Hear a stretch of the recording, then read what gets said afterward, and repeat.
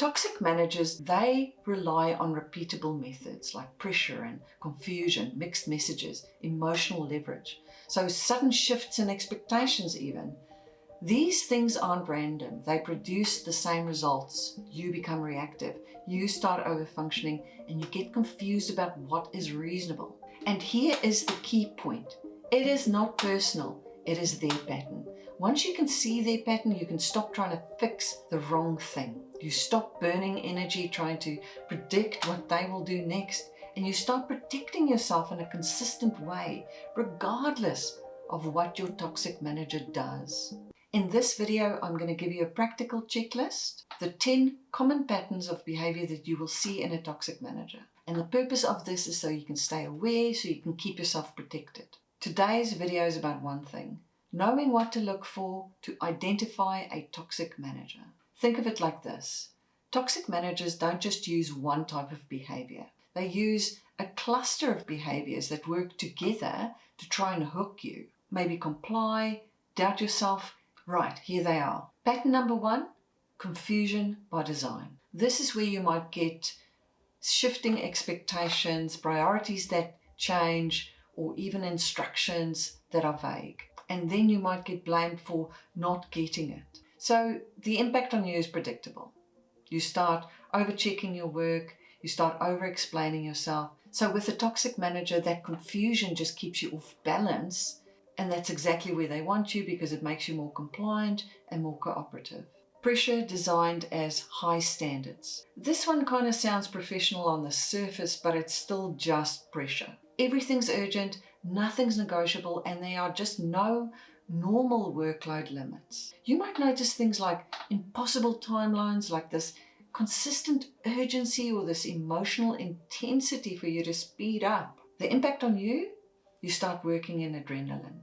And then when you're always rushing around, you just don't have any time to think. Approval as a control tool. Praise or closeness or this feeling of belonging is offered to you when you comply, but it is withdrawn when you don't. You might notice this hot and cold treatment, like sudden withdrawal when you're trying to set a boundary. The impact on you is that you start chasing their reassurance because you want to perform for their approval. This is a big one for conscientious employees because you're always trying to be a good person. You're always trying to be a good team member, but they're using this relationship as a lever of control. The next, emotional leverage. This is where they try to control you through guilt, disappointment, coldness, sulking, even anger. You might notice things like their mood shifting and it feels like punishment to you.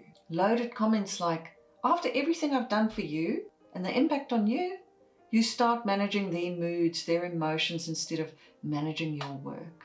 Remember, their mood is not your job. Your work is your job. Gatekeeping and control of information. They might withhold key information, they delay things like meetings, they deliver instructions or demands or projects at the last minute. And of course, the impact of this, you feel constantly behind. You start operating from this disadvantage. You feel like you're late or you're slow when the truth is that you were set up. This is dangerous because they can start using it against you as a performance issue. The next one, distortion and denial. This is where reality gets rewritten, where it's like smoke and mirrors. Past agreements are denied or they're reframed. Your memory and your confidence starts to wobble. You might notice the toxic managers say things like, I never said that. They're minimizing you, they're blaming, they're changing the timelines, and then they call you dramatic, like you're overly emotional. And the impact on you is that you start doubting yourself and you start relying on their version of events as the truth. And this is exactly why structure matters. Notes, follow-ups, confirmation of your decisions. It's not that you're being petty, it's because you're trying to protect what is real. Number 7, avoidance and inaction. They agree in words, but then they resist doing anything. So progress gets stalled, and then you end up carrying all of the consequences, and you might notice delays and missed commitments and vague excuses like, I thought somebody else was going to be doing that. And the impact on you is that you overfunction. You feel trapped. You feel resentful because you think, if I don't do it, nobody's going to do it. And then over time, you become this person who just carries everything because you're the fix-it person. Number 8, the one-way accountability. This is when, if things are going well, they claim it, but if it isn't, it lands on you or on other people. You might notice them credit taking, scapegoating, public praise that centers around them, but then private blaming that centers around you.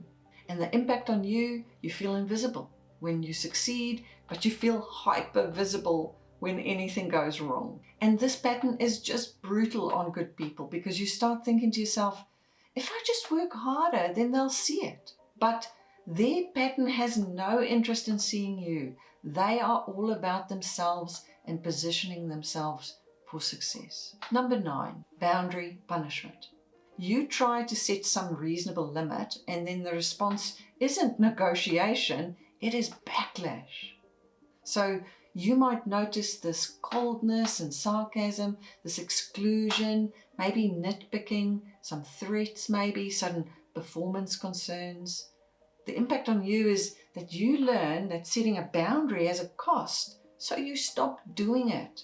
And when that happens, that toxic manager has firm control over you because now your boundaries isn't about workload, it's about your personal safety. And then number 10, burnout, normalization. By now, overwork has become a norm for you.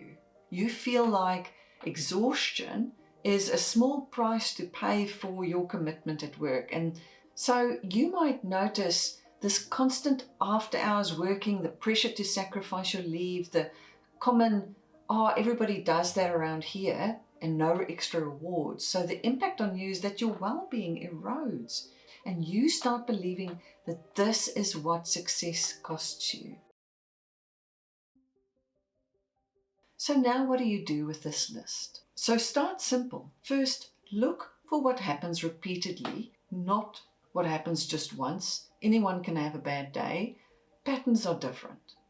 Secondly, track 3 things, like you are collecting data. What do they do? What is a trigger in you? And what is your response? And then thirdly, treat it like data. So what you are trying to do is to choose a response where you can protect yourself instead of reacting on autopilot.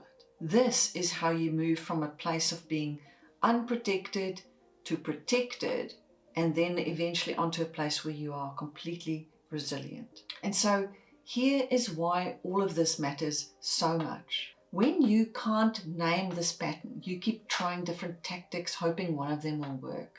You try to be nicer, you try to work harder, you try to explain more, you try to anticipate their needs.